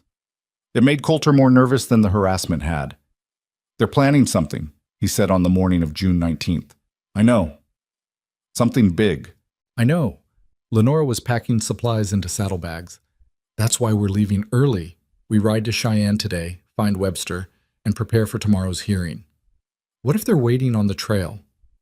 Then we deal with it. She tied off the last bag and looked at him. We can't hide here forever, Coulter. Eventually we have to face them. He knew she was right. They locked up the cabin and saddled the horses. Coulter took one last look at the homestead, the crooked barn, the garden rows just starting to show green shoots, the spring flowing clear and cold down the hillside. Everything they'd built, everything they'd fought for. He turned his horse toward the trail and didn't look back. The ride to Cheyenne took 2 days. They pushed hard, stopping only to rest the horses and grab a few hours of sleep. The whole way, Coulter kept expecting to see riders behind them or an ambush ahead, but the trail stayed empty. They reached the city on the evening of June 19th and found Webster in his office, hunched over a desk covered in papers. He looked up when they walked in, and relief crossed his face. Thank God. I was starting to think Dawson had gotten to you. We're harder to kill than we look, Lenora said. Webster laughed, but it sounded tired. Sit down. We need to go over your testimony. They spent the next 4 hours preparing. Webster walked them through every question the corporation's lawyers might ask, every trap they might set. He coached Lenora on how to present the evidence, how to stay calm under cross-examination, how to make the judge see them as real people fighting for their home instead of just names on a legal document. By the time they finished, it was past midnight. Get some sleep, Webster said. Hearing starts at 9. Be there at 8. They found a room at a boarding house and collapsed into bed fully clothed. Coulter didn't sleep. He lay there staring at the ceiling, running through everything Webster had told them, trying to memorize it all. Beside him, Lenora finally said, Stop thinking so loud. Sorry. We're going to be fine. You don't know that. I do, though. She rolled over to face him. Because even if we lose tomorrow, we'll still have each other, and that's more than either of us had 6 months ago. He pulled her close, breathing in the smell of her hair, wood smoke and pine, and something uniquely her. I love you, he said. She went still, then she pulled back to look at him, her eyes searching his face. Say it again, she whispered. I love you, Lenora. She kissed him hard, and when she broke away, she was crying. I love you too, she said, and we're going to win. Not because the law's on our side or because we have good evidence, but because we're not giving up, ever. They arrived at the courthouse at 7:30 the next morning. The building was already crowded. Lawyers in expensive suits, clerks carrying stacks of documents, people who'd come to watch the proceedings, probably betting on which side would win. Webster met them in the lobby. "Ready?" "As we'll ever be," Coulter said. They climbed the stairs to the courtroom on the second floor. Inside, rows of benches faced a raised platform where the judge would sit. The corporation's lawyers were already there. 3 men in matching black suits, all of them looking confident and relaxed. Frank Dawson sat behind them, arms crossed, watching Coulter and Lenora with cold eyes. Webster led them to a table on the opposite side of the room. "Don't let them intimidate you. Just answer the questions honestly and let the evidence speak for itself." At 9 o'clock exactly, a door at the back of the courtroom opened and Judge Abigail Thornton entered. She was younger than Coulter had expected, maybe 40, with sharp features and gray-streaked hair pulled back in a severe bun. She took her seat and looked out over the courtroom with an expression that gave nothing away. "This court is now in session," she said. "Case of Grady versus Wyoming Territory Land and Water Corporation. Counselors, present your opening statements." The corporation's lead lawyer stood. He was tall and silver-haired with the kind of voice that filled the room without effort. "Your Honor, this is a simple case of property rights. My client holds a legitimate land grant issued by the territorial government in 1867, granting them ownership of mineral and water rights across a specified area that includes the property currently occupied by Mr. Grady. Despite repeated attempts to negotiate a fair settlement, Mr. Grady has refused to vacate, forcing my client to seek legal remedy." He sat down. Webster stood. "Your Honor, the land grant in question was issued by Marcus Trenholm, a territorial secretary later charged with fraud and forgery. The grant itself is built on lies, and my clients, who have lived on and improved this land for 6 years, should not be punished for the corporation's decision to base their claim on a fraudulent document." Judge Thornton made a note. "Present your evidence." For the next 3 hours, both sides laid out their cases. The corporation's lawyers presented the original land grant, surveys of the property, and testimony from officials claiming the grant was legitimate. They painted Coulter as a squatter who'd taken advantage of a clerical error and was now refusing to accept the consequences.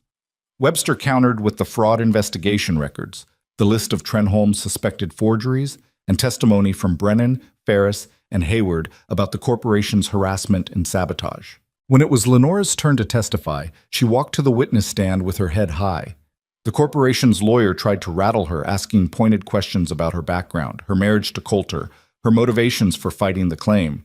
She answered every question calmly, never raising her voice, never losing her composure. "Why do you want this land so badly, Mrs. Grady?" the lawyer asked. "Because it's ours," Lenora said. "Because we built something there from nothing.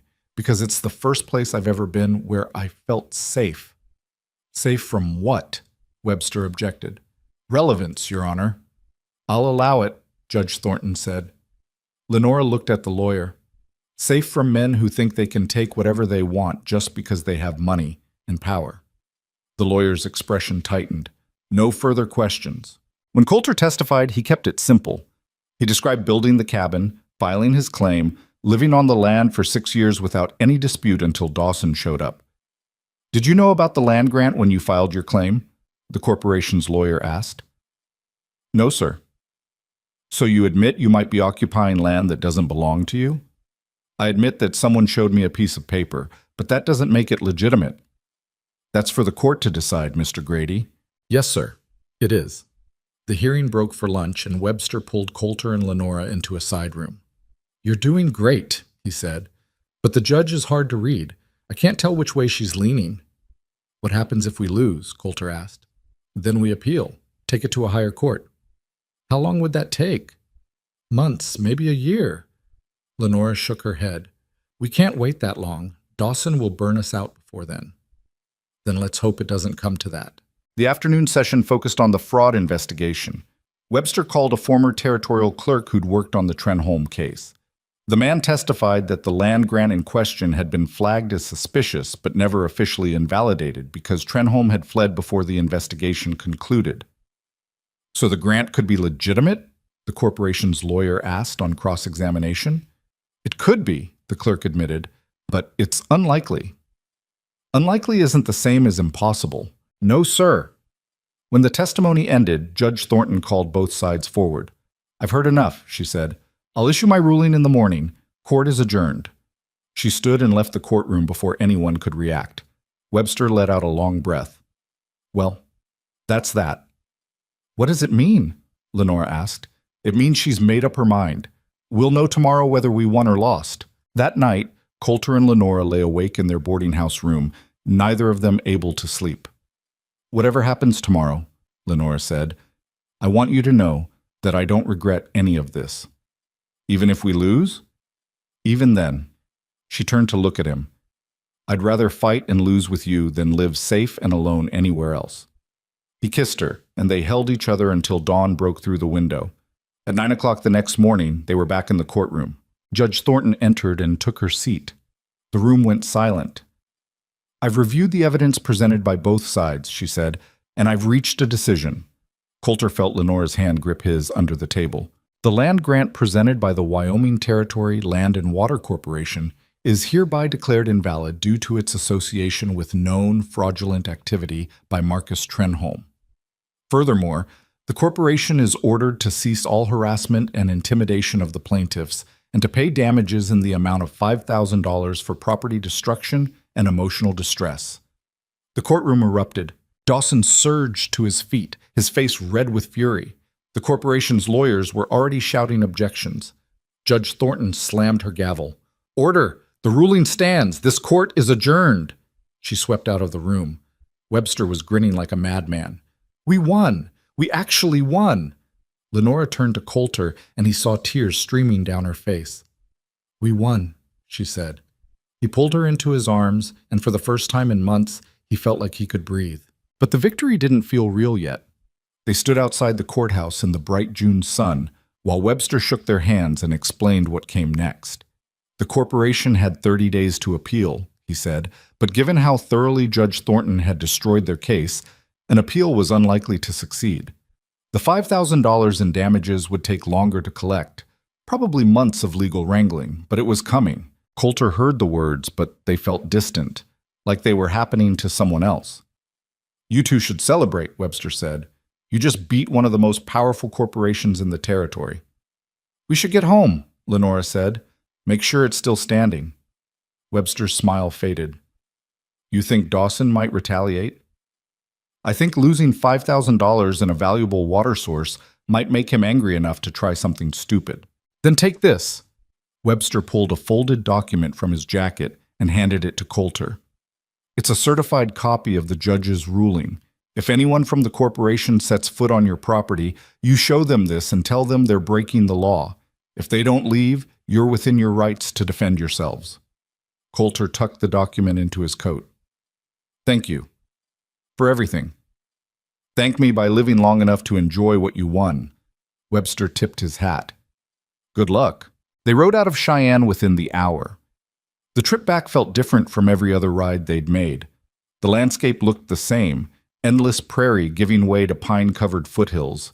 But something had shifted. They weren't running anymore. Weren't fighting just to survive another day. They were riding home to land that was legally, undeniably theirs. But Coulter couldn't shake the feeling that the fight wasn't over. You're quiet, Lenora said as they made camp the first night. Just thinking? About what? About what Dawson's going to do when he realizes he can't win in court. She poked at the fire with a stick. You think he'll come after us? I think men like him don't take losing well. Neither do I. She looked at him across the flames. So if he comes, we'll be ready.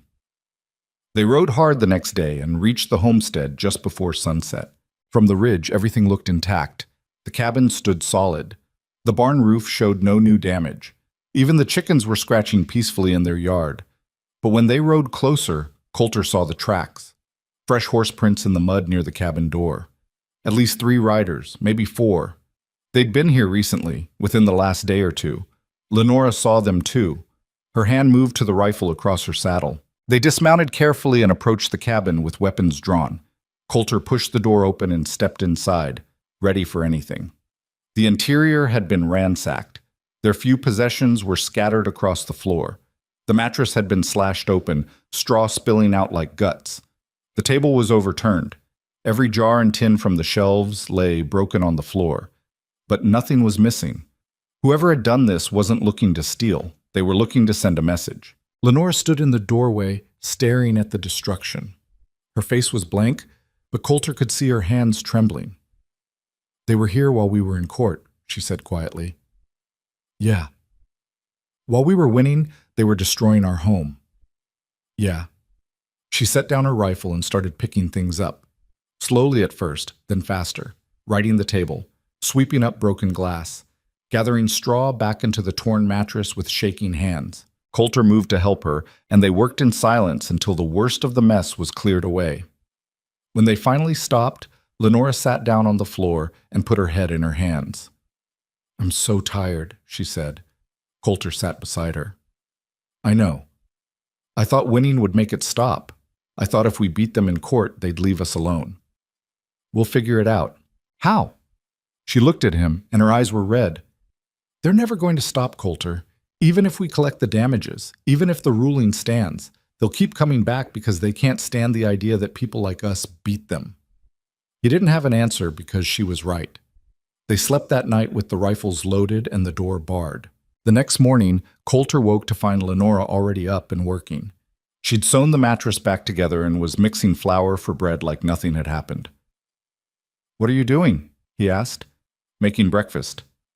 "After what happened yesterday?" "Especially after what happened yesterday." She didn't look up from the dough. "They want us scared, want us to run. So we're staying, and we're going to fix everything they broke and keep living here like they don't exist. That's not a plan. That's stubbornness. Good thing I've got plenty of it." She shaped the dough into a rough loaf and set it near the fire to rise. "Besides, we've got the law on our side now. If they come back, we report it. Eventually, they'll get tired of losing." Coulter wanted to believe her, but 3 nights later, the barn caught fire. He woke to the smell of smoke and the sound of horses screaming.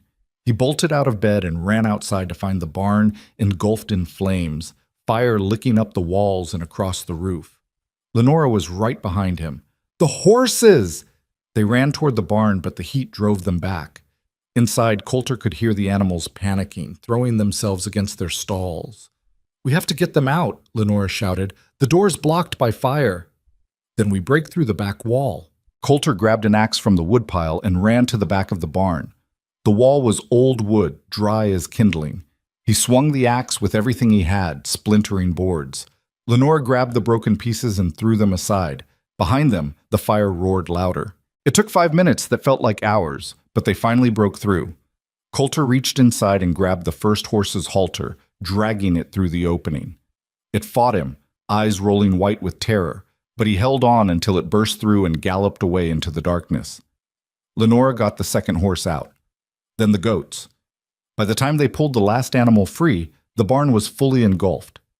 Flames reached 30 feet into the air, turning night into day. They stood in the clearing covered in soot and ash, watching it burn. "They did this," Lenora said. Her voice was flat, dead. "We don't know that for sure." "Yes, we do." She turned to look at him, and her face was streaked with tears. "We won in court, and they burned our barn. What are they going to burn next? The cabin? Us?" Coulter didn't have an answer. The barn burned until morning, collapsing into itself in a shower of sparks and ember. By the time the sun came up, all that was left was a blackened skeleton and piles of ash. They stood there looking at the ruins while the horses grazed nervously nearby. "We need to report this," Coulter said finally. "To who? There's no law up here." "Then we ride to Blackstone Creek. Get the sheriff to come up and investigate." Lenora laughed, but there was no humor in it. "And what's he going to find? Tracks that could belong to anyone? We don't even have proof it was arson. Barns don't just catch fire in the middle of the night." "No, but proving someone set it is different from knowing they did." She wrapped her arms around herself. "I don't want to run, Coulter, but I don't know how much more of this we can take." He pulled her close, and they stood there together while smoke drifted across the clearing. Later that morning, riders came up the trail. Coulter saw them from the cabin window, 5 men on horseback moving slowly. His hand went to the rifle, but then he recognized Tom Brennan in the lead. He and Lenora stepped outside as the riders approached. Brennan pulled up and looked at the burned barn. "Jesus, we saw the smoke from town." "Someone set it last night," Coulter said. "Dawson?" "Probably. Can't prove it." The other men dismounted. Ferris, Hayward, and two others Coulter didn't know well. They walked around the ruins, examining what was left. "This was deliberate," one of them said. "See how it burned from multiple points? Someone wanted to make sure it went up fast." Brennan turned to Coulter. "You two hurt?" "No, we got the animals out." "Good." He looked at the cabin, then back at the barn. "This has to stop." "We don't have a choice," Lenora said. "The law won't help us." "Then we help ourselves." Brennan glanced at the other men, and something passed between them. "We've been talking in town about the corporation and what they've been doing. Not just to you, to other homesteaders too. Buying up claims for nothing, running people off their land, destroying property when folks fight back." "We all came west for the same reason," Ferris added, "to build something that was ours. And we're tired of watching corporations take it away." Hayward nodded. "So we're here to help. We'll take shifts watching your place. Make sure Dawson's men know they're not dealing with just two people anymore." Coulter stared at them. "Why would you do that?" "Because if they can do this to you, they can do it to any of us," Brennan said. "And because you two stood up to them when most people would have just given up. That's worth protecting." Over the next 2 weeks, the homestead was never empty. Brennan and the others rotated through in pairs, camping in the clearing with rifles and enough supplies to last. Lenora cooked for whoever was there, and Coulter worked alongside them to rebuild what the fire had destroyed. The new barn went up slowly. It wasn't as big as the old one, and the wood was green and hard to work with, but they managed. Ferris brought lumber from town at cost. Hayward donated nails from his own supplies. Even the two men Coulter didn't know well, brothers named Sam and Will Tucker, showed up with tools and labor. For the first time since Coulter had built the homestead, it felt like more than just his land. It felt like a community. Lenora noticed it too. One evening, after everyone had gone to sleep and she and Coulter were cleaning up from dinner, she said, "I never expected this." "What?" "People helping, caring." She set down a plate. "My whole life I was taught that you couldn't trust anyone, that people would use you and throw you away the second you weren't useful anymore. But these men, they're risking their own safety to protect us. They're protecting themselves too. Like Brennan said, if the corporation can get away with this, nobody's safe." "I know, but they're still here." She looked out the window at the men sleeping around the fire. "It makes me think maybe the world isn't as ugly as I thought it was." During the third week, Dawson showed up. He rode in alone just after noon, his horse picking its way carefully through the clearing. Brennan and the Tucker brothers were there that day, and they stood when they saw him coming. Coulter walked out to meet him, Lenora right behind him. Dawson stopped his horse 20 feet away and looked around the clearing. His eyes lingered on the half-built barn, the men with rifles, the chickens scratching in the yard. "You've been busy," he said. "What do you want, Dawson?" Coulter asked. "I came to make you an offer." "We're not interested." "You haven't heard it yet." Dawson leaned forward in his saddle. "The corporation is willing to pay you $20,000 for the water rights to your spring. You keep the land, the cabin, everything else. We just want access to the water." Coulter felt Lenora stiffen beside him. "That's 10 times what you offered before," she said. "Before we didn't realize how valuable that spring was. Now we do." Dawson smiled. $20,000 is more money than you'll see in a lifetime up here. Take it, and you'll never have to worry about anything again. "Except watching the corporation drain our spring dry and leave us with nothing," Coulter said. "We'll put it in writing. Guaranteed minimum flow. You'll still have more water than you could ever use. And if the railroad needs more than that?" Dawson's smile faded. "Then we'll negotiate." "No," Lenora said flatly. "No?" "You heard me. We're not selling. Not for $20,000. Not for $50,000. That water belongs to us, and it's staying ours." Dawson's expression hardened. "You're making a mistake. We've made a lot of those. We're still here." He looked at the men standing nearby, then back at Coulter and Lenora.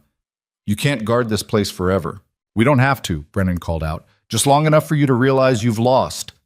Dawson stared at him for a long moment. Then he turned his horse and rode away without another word. When he was gone, Lenora let out a breath. "That was either very brave or very stupid." "Probably both," Coulter said. That night they sat around the fire with Brennan and the Tucker brothers, talking about what came next. "He's going to appeal the ruling," Brennan said. "Try to drag this out as long as possible." "Let him," Lenora said. We've got time. And money, Sam Tucker added. That $5,000 in damages will go a long way toward rebuilding. If we ever see it, Will Tucker muttered. Brennan shook his head. Judge Thornton doesn't strike me as someone who lets rulings sit. She'll make sure the corporation pays. Over the following weeks, life slowly returned to something resembling normal. The barn was finished in early July. It wasn't perfect. The roof leaked in one corner and the doors hung crooked, but it kept the animals dry and protected from predators. The garden came in better than expected. Lenora harvested potatoes, beans, and squash, storing them in the root cellar for winter. The chickens laid eggs steadily. Coulter trapped enough rabbits and foxes to sell their pelts in town. And through it all, the volunteers kept coming. Sometimes it was Brennan and Ferris. Sometimes it was the Tucker brothers or Hayward. Once, a family Coulter had never met showed up with a wagon full of supplies, and a note from Webster saying they'd been run off their own land by the corporation and wanted to help. The homestead became a symbol, proof that ordinary people could fight back and win. In late August, a letter arrived from Webster. The corporation had dropped its appeal. The ruling stood. And the $5,000 in damages had been deposited into an account in Coulter's name at the Cheyenne Bank. Lenora read the letter twice, then looked up at Coulter. It's over. It's over, he agreed. She started crying. Not sad tears. Not relief, exactly. Something deeper than that. Like she'd been holding her breath for months and could finally let it out. Coulter held her while she sobbed, and when she finally pulled back, she was smiling. We won, she said. We actually won. They rode to Cheyenne a week later to claim the money. The bank clerk counted out $5,000 in cash, more money than Coulter had ever seen in one place. He stared at it, not quite believing it was real. What do we do with it? He asked as they walked out of the bank. Lenora was already making a list in her head. We pay off what we owe Brennan and the others for supplies. Then we buy lumber for a bigger cabin, glass for real windows, maybe a cook stove, chickens to replace the ones we lost, seeds for next year's garden. She paused. And we save the rest, for emergencies, or for when we're ready to expand. Expand into what? I don't know yet, but we've got options now. That's more than we had before. They spent 3 days in Cheyenne, buying supplies and arranging for delivery. When they finally headed back to the homestead, the wagon was loaded so full it creaked under the weight.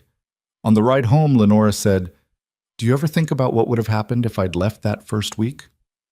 Sometimes. What do you think? Coulter considered it. I think I would have died up there. Maybe not right away, but eventually the loneliness or the cold or the hunger would have gotten me. And now? Now I can't imagine being up there without you. He glanced at her. You saved my life, Lenora. Not just by staying, but by making me believe it was worth saving. She reached over and took his hand. You saved mine too. I was running so hard for my father that I didn't realize I was running toward something just as dangerous, being alone forever. But you made me feel like I could stop running, like I could build something real. They rode in silence for a while, hands linked. Then Lenora said, I'm pregnant. Coulter nearly fell off the wagon seat. What? I'm pregnant. About 2 months, I think. She looked at him, nervous. I wasn't sure how to tell you. Are you happy about it? I'm terrified, but yeah, I'm happy. She squeezed his hand. Are you? Coulter couldn't speak for a moment. Then he pulled the wagon to a stop, climbed down, and helped Lenora down. He wrapped her in his arms and held her tight. I'm more than happy, he said. I don't even have words for what I am. She laughed and cried at the same time. Good, because we're doing this whether you're ready or not. They stood there in the middle of the trail, holding each other while the horses grazed peacefully nearby. The baby came in March. It was a hard birth. Lenora labored for 18 hours while Coulter paced the cabin and tried not to lose his mind. Brennan's wife, Sarah, came up from town to help, and between her experience and Lenora's stubborn refusal to give up, they made it through. When Coulter finally heard the baby cry, something inside him broke open. Sarah brought the baby out, a tiny red-faced girl with dark hair and lungs that could wake the dead. She's healthy, Sarah said, placing the baby in Coulter's arms. And loud. You'll have your hands full with this one. Coulter stared down at his daughter, and for the first time in his life, he understood what it meant to be afraid. Not of dying, but of failing someone who depended on him completely. Lenora called from the bed. "Let me see her." He brought the baby over, and Lenora took her with shaking hands. She looked down at the tiny face, and tears streamed down her cheeks. "She's perfect," she whispered. "What should we name her?" Coulter asked. Lenora thought for a moment. "Hope, because that's what she is." They named her Hope, and she changed everything. The homestead that had once felt like a battle just to survive became a home. Coulter built a cradle from pine and lined it with soft wool. Lenora sewed tiny clothes from scraps of fabric. The cabin filled with sounds it had never held before: crying, cooing, laughter. And people kept coming. Brennan and his wife brought gifts. The Tucker brothers showed up with a rocking chair they'd built. Ferris carved a set of wooden toys. Even Webster rode up one afternoon with a legal document establishing Hope's birth and citizenship. The community they'd built during the fight with the corporation didn't disappear when the fight ended. It grew stronger. 2 years after Hope was born, Lenora had a son. They named him Thomas, after Tom Brennan, who'd stood with them when no one else would. The cabin got bigger. Coulter and a crew of volunteers added 2 rooms and a real floor. They built a porch where Lenora could sit and shell beans while the children played in the yard. The barn expanded, the garden doubled in size. And the spring that had started all the trouble, became the lifeblood of a dozen homesteads across the mountain. Coulter and Lenora granted access to anyone who needed it, asking only that people respect the land and take no more than they required. The railroad eventually came through the valley, just like Brennan had predicted. But instead of dealing with the corporation, they dealt directly with Coulter and Lenora, paying a fair price for water rights and honoring every term of the contract. The money from that deal built a schoolhouse in Blackstone Creek, funded repairs to the church, helped 3 families rebuild after a fire swept through the valley. Coulter never forgot what it felt like to have nothing, and he never let anyone else feel that way if he could help it. One evening in late summer, 7 years after Lenora had stepped off that stage into a blizzard, they sat on the porch watching their children chase fireflies in the dusk. Hope was 6 now, tall and fearless, her mother's sharp eyes and her father's stubborn determination. Thomas was 4, quieter, but just as tough, already following Coulter around the homestead learning to work. "Do you ever miss it?" Lenora asked. "Miss what?" "The quiet, when it was just you up here." Coulter thought about it. "No, I thought I wanted to be alone, but I was just afraid. Afraid that if I let anyone get close, they'd see how broken I was and leave. And now? Now I know that being broken isn't the worst thing. Staying broken is. You helped me fix the parts that mattered." She leaned her head on his shoulder. "You did the same for me." They sat there in comfortable silence, watching their children play. After a while, Coulter said, "Do you think they'll understand someday? What we went through to build this?" "Maybe, maybe not," Lenora smiled. "But they'll grow up knowing that when someone tries to take what's yours, you fight for it. That matters more than understanding the details." Hope came running up onto the porch, her hands cupped around something. "Papa, look what I caught!" Coulter leaned down to see. A firefly glowed between her fingers. "That's beautiful, sweetheart." "Can I keep it?" "For a little while, but then you have to let it go." "Why?" "Because that's how beautiful things stay beautiful. You hold them for as long as you can, but you don't try to own them." Hope considered this, then opened her hands. The firefly lifted into the air and disappeared into the darkness. "Will it come back?" she asked. "Maybe, or maybe you'll catch a different one tomorrow." She grinned and ran off to find her brother. Lenora watched her go. "She's going to be a handful, just like her mother." "You say that like it's a bad thing." "It's not." Coulter pulled her closer. "It's the best thing." As the years passed, the homestead became something bigger than either of them had imagined. People came from all over the territory to see the place where 2 nobodies had beaten a corporation and built something real. Some came looking for advice. Others came looking for hope. All of them left knowing that the world didn't have to be the way powerful people said it was. Coulter and Lenora never forgot where they came from. They never forgot what it felt like to be cold, hungry, and scared. And they made sure their children never took for granted the home they'd fought so hard to build. Hope grew into a woman who could outwork most men and outstubborn everyone. She married a homesteader from the next valley over, and together they built their own place on land her parents gave them. Thomas became a lawyer, following in Webster's footsteps. He spent his career defending homesteaders against corporations, winning more cases than he lost, and making a name for himself as someone who couldn't be bought or intimidated. And Coulter and Lenora stayed on the mountain, growing old together in the cabin they'd built from nothing. One night, when they were both well into their 60s, they sat on the porch watching the stars come out. The homestead had grown into a small ranch by then, with hired hands to do the heavy work and grandchildren running through the yard. But the cabin was still theirs. The spring still flowed clear and cold, and the mountain still stood solid beneath them. "You ever regret it?" Coulter asked. "Coming here?" Lenora didn't hesitate. "Not once. Not even during the worst of it. Especially not during the worst of it. That's when I learned who I really was." She looked at him. "And who you were." Coulter thought about the man he'd been when she arrived, scarred, inside and out, half dead from loneliness, convinced he was too damaged to deserve anything better. And he thought about the man he'd become, a husband, a father, someone people looked up to, someone who'd proven that where you started didn't determine where you ended up. "I was nobody when you met me," he said quietly. "You were never nobody. You just needed someone to see you." She reached over and took his hand. "Same as I did." They sat there together, hands linked, while the stars wheeled overhead and the night sounds of the mountain drifted through the darkness. And Coulter understood something he'd spent most of his life not knowing. The homestead had never been what kept him alive. The mountain had never been his salvation. It was Lenora, the woman who'd stepped off a stage in the middle of a blizzard and refused to give up on him even when he'd given up on himself. She'd seen past the scars and the loneliness and the fear. She'd seen something worth fighting for. And in fighting for him, she'd taught him how to fight for himself. That was the real victory. Not beating the corporation or winning in court or building a successful ranch. It was learning that he deserved to be loved, that he was worth someone staying for, and that sometimes the bravest thing you could do wasn't surviving alone. It was letting someone else fight beside you, trusting them to stay when everything said they'd leave. Building something together that neither of you could have built alone. The world was full of people trying to take what didn't belong to them.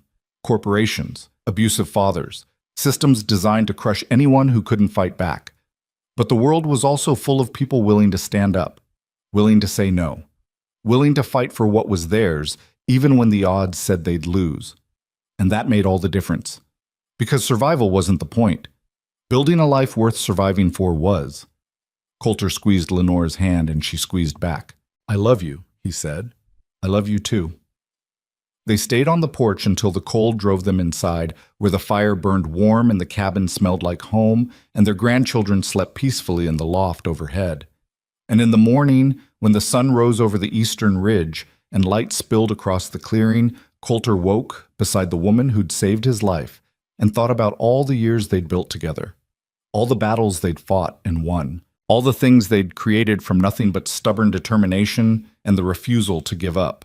The mountain was still hard, the winters were still brutal, the work never ended, but none of that mattered because he wasn't facing it alone anymore. And that was everything.